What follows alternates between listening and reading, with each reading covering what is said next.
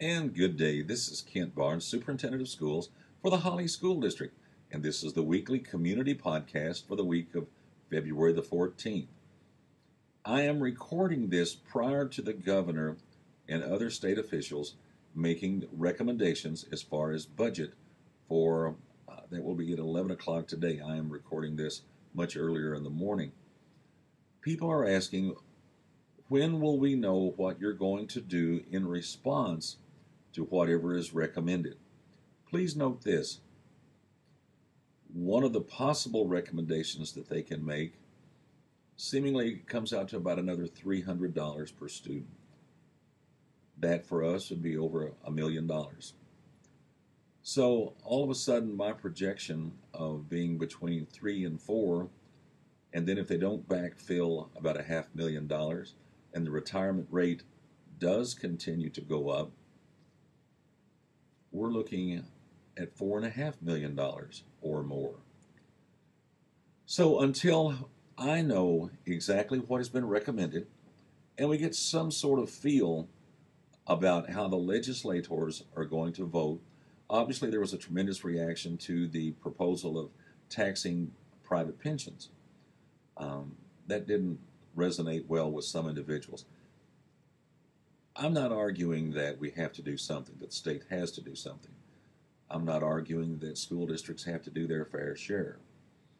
But I don't want to come out with a list of recommendations at this point because I don't have all the data. I don't have exactly what is going to occur, how it's going to occur, when it's going to occur. Obviously, we know there's going to be reductions in state expenditures to schools. We know that there's going to be a reduction in students. But the item that's forefront on our radar here in the Holly Area School District still is with our elementary housing study. Discussions will continue tomorrow on Friday, February the 18th. On February the 28th,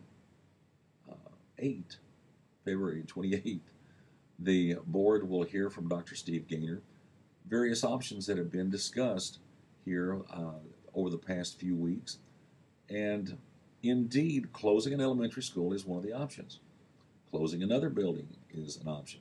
Reconfiguring student grades. There's several options.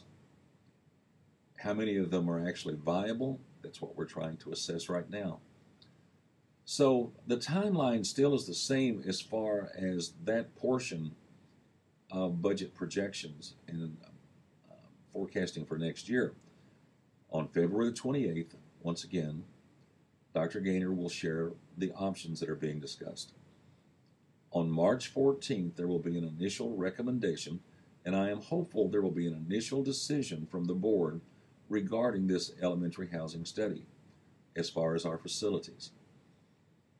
And then on March 28th, it would give 2 weeks for input, it would give 2 weeks for reflection, and I'm hopeful there will be a final decision by the board on what to do regarding this elementary housing study.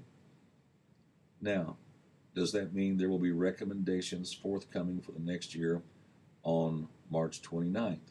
No. The elementary housing study and the whole issue of what we can save or cost avoidance, whatever you want to call it, is just the tip of the iceberg. And that other amount that we thought would be about $3.2 million is going to be exacerbated by the recommendations today. And once again, I am recording this early on Thursday morning, February the 17th. And the governor's proposals will come out today at 11 o'clock. Now, there'll be some follow-up communications by Barnes Grams and through other emails and such. As soon as I and others here in the school district find out exactly how much this would impact us. We also need to find out how legislators are reacting to this. So even though there's recommendations today, no one's going to knee-jerk. There'll be a thoughtful process to all of this, and later on, I'm sure it's going to be either in April or early May before there's a final set of recommendations regarding budget for next year, and that would include staffing. I realize that's late, but the best decisions are made with the best data.